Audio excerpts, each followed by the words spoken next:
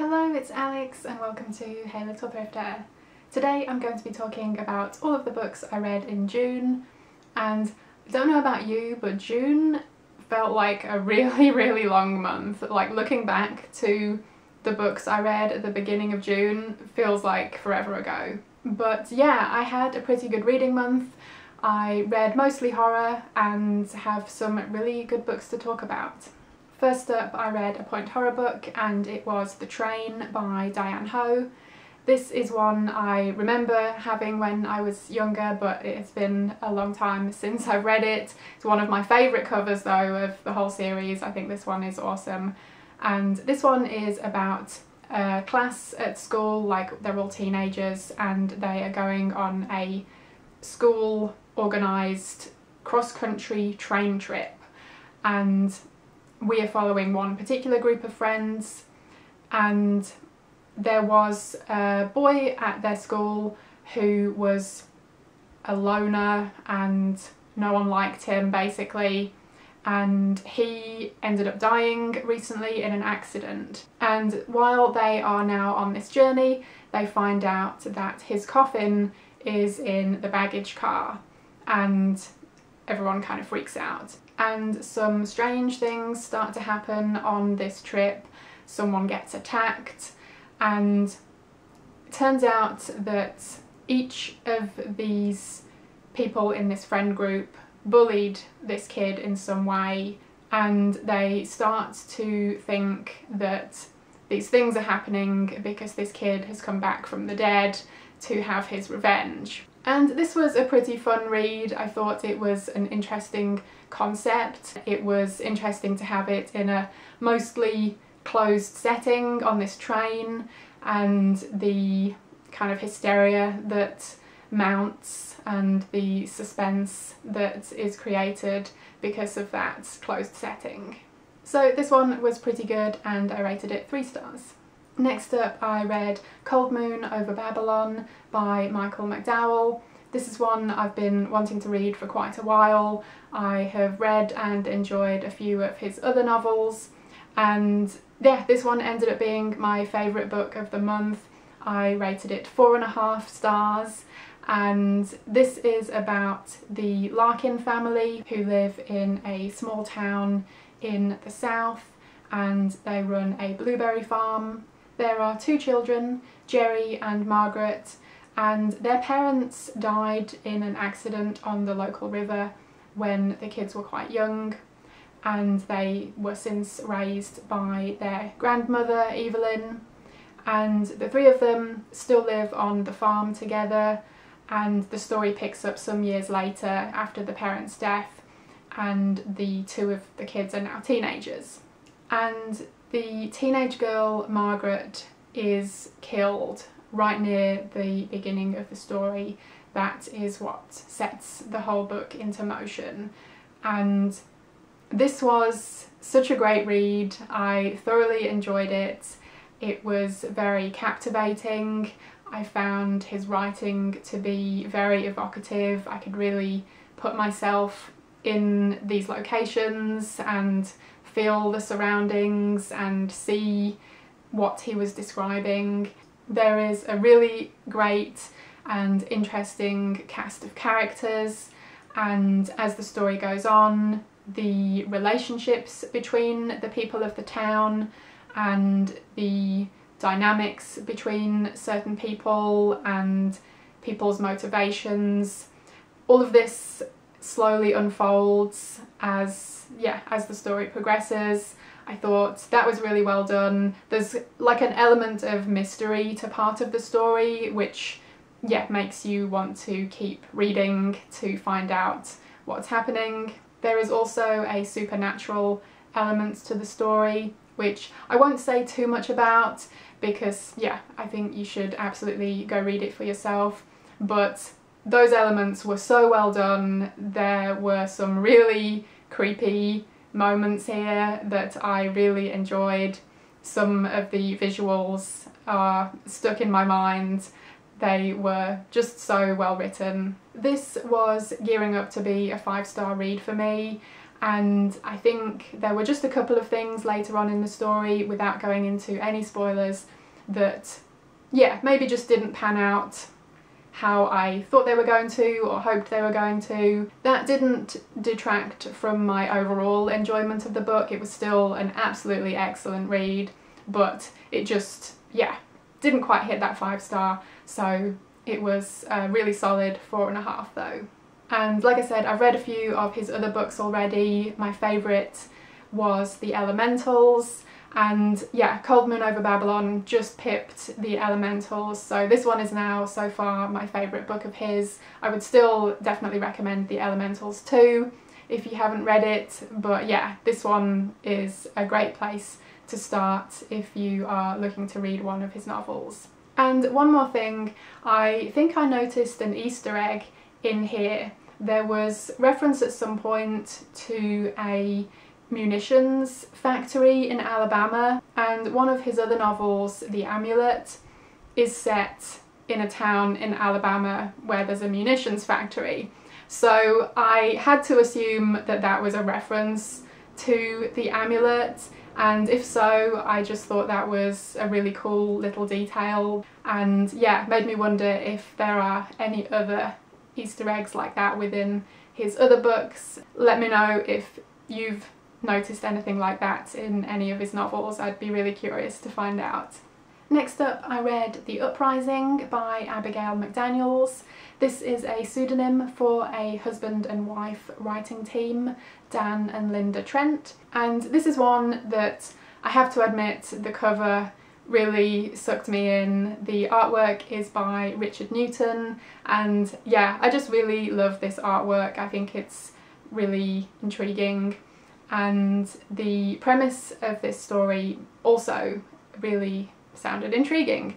And it's about a group of teenagers at a high school who all commit suicide on the same night, and no one knows what could have happened there and how any of them were linked, because none of them were in like the same friend groups at school and stuff. So it's a big mystery on what happened there, but we as the reader find out that they were a part of a group, and their leader had promised them that if they all kill themselves together, they would all be able to ascend and become all-powerful, and that didn't happen. So now they're all a bit miffed about it, and since their leader did not kill himself along with them, they kind of want to have a word.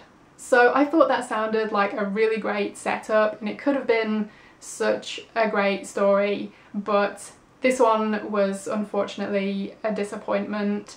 The story was just very bland. There just wasn't really any substance to it. The characters were all pretty flat.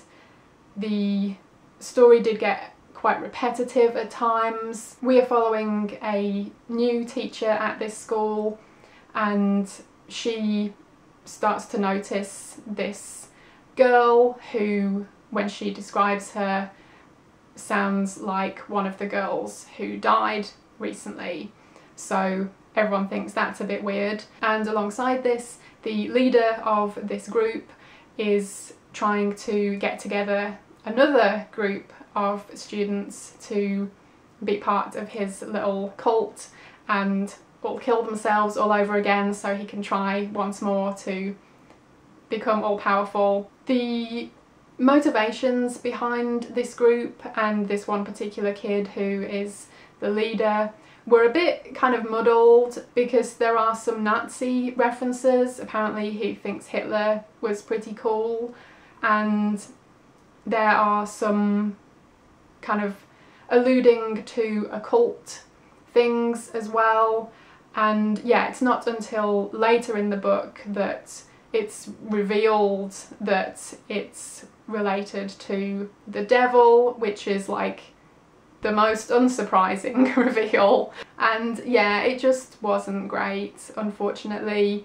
It was, yeah, like I said, just pretty bland. There wasn't really much to it, and I kept reading hoping that it would pick up and get better, because I, yeah, was really intrigued by the concept, but sadly it didn't really get better and I ended up rating this one 2 stars. So yeah, unfortunately it's not one I would recommend. Next up I read Crota by Owl Goingback. This is set in a small town and it opens up on someone being attacked by some large creature, and the next thing we know, the sheriff and the other people of the small local police department are on the scene with a dead body, and initially they assume it was maybe a bear attack, even though that area isn't known for bears, but what else could it be?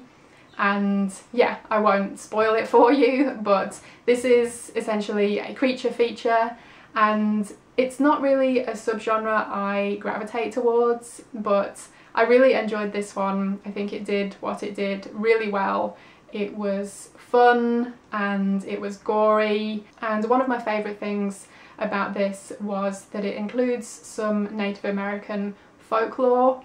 There are some Native American characters and it is written by a Native American person, and yeah, I just thought that was a really interesting addition to what could otherwise be a fairly generic story. So yeah, it gave it a unique angle and it was really well done. I enjoyed his writing. It's very easy to get into, it's fast paced, it is quite action packed. It also touches on themes such as racism and colonialism and how that has affected these Native American characters. So yeah, again, I thought that was a really interesting element to the story and really worked in the story as a whole. Yeah, this one was really enjoyable. I think it would be a really great summer read if you're looking for something fast-paced to pick up during the summer months, you know, our horror equivalent of a beach read. And yeah, I definitely am looking forward to reading more by this author. I rated this one 4 stars. Next up I read The Gilda Stories by Joelle Gomez, and I have a separate review video for this already, so I will leave that linked below if you want to go hear my full thoughts on it. This is a vampire novel and it starts off in Louisiana in the 1850s, and we're following a girl who has escaped slavery, and we then follow her life over the next couple of 100 years and the different eras and places that she finds herself in. This was a really great mix of horror and dark fantasy and speculative fiction and historical fiction. I really enjoyed her writing, and it was great to read not only horror written by a black author but also featuring black characters and other people of colour. There is also an array of sexualities in here, which I thought was really well done. Basically the main character here is a black lesbian vampire, so yeah, pretty unique and all around awesome, and I rated this one 4 stars. Next up I read book 3 of the Power series by Jessie Harris. This one is called The Fear Experiment, and this whole series is about a teenage psychic called Mackenzie Gold, and each novel is a self-contained story where we're following some particular incident or adventure that she finds herself in and having to use her psychic abilities to figure out what's going on or to help someone or that kind of thing. And this one was thoroughly enjoyable. In this particular story there is a new psychology teacher at Mac's school, and she ends up going to him for some after-school sessions regarding her fear of heights, and he assures her that he is able to rid her of this fear. And as the story progresses, she gets the feeling that there must be other students at her school that are having sessions with this guy, because they start acting really out of character and taking quite big risks that they wouldn't ordinarily do. So since when Mac is in these sessions she is under hypnosis, she doesn't really have any idea what this guy is doing, and she vows to figure out what's going on before something really bad happens to either her or one of her fellow classmates. Yeah, I thought this one was really fun. It was a cool concept and it was quite gripping, and yeah, I like this series because it does seem to tackle a little more adult subject matter than some other, you know, teen YA horror fiction does, especially from the 90s. Yeah, I thought this was a really solid read and I really enjoyed it, and I rated it 4 stars. Next up, sticking with the 90s YA, I read The Babysitter 2 by R.L. Stine. I won't say too much about this one because it is a sequel, and yeah, even the back cover spoils exactly what happens in the first one, so I won't mention that. But this picks up after the first book, and we follow the same character, Jenny, as she deals with the aftermath of what happened, and of course she gets roped in to another babysitting job, and of course creepy things happen, wouldn't you know it, and yeah, once again she has to figure out who is behind it. And I actually think I enjoyed this one a bit more than the first book. I did really like the story of the first book, but I just think the execution was a bit lacking. It just had a lot of silly moments like R.L. Stine does like to do, but I much prefer his writing when he gets rid of some of that and kind of leans into the darker stuff. And I think while this one did still have some of those silly and lighter moments, I think it maybe was just a little bit darker. So yeah, it was an enjoyable enough read and I rated it 3 stars. Then I read a bit of non-fiction. This was So You Want to Talk About Race by Ijeoma Oluo, and I listened to the audiobook version of this, which was narrated by Barney Turpin. And this, if you couldn't guess from the title, is all about race, and it deals with topics such as systemic racism and police brutality and white privilege. And yeah, I thought this was an excellent read, a really important read, and one I would definitely recommend if you are looking to read something on this subject. Of course, some of the information in here was, you know, it wasn't my first time hearing about it, but that doesn't mean it wasn't any less worthwhile or important to have that reiterated. And also there were some things in here that I maybe hadn't thought about or knew much about, or you know, hadn't really considered, so it was great to have that information. I think it's a really great mix of, you know, facts about these topics and the history behind certain things, and it's also mixed in with the author's own personal experiences related to those things. So I thought it was a really great mixture of the two, and yeah, really well written, really informative, important, and yeah, definitely recommend it. I rated this one 4 stars.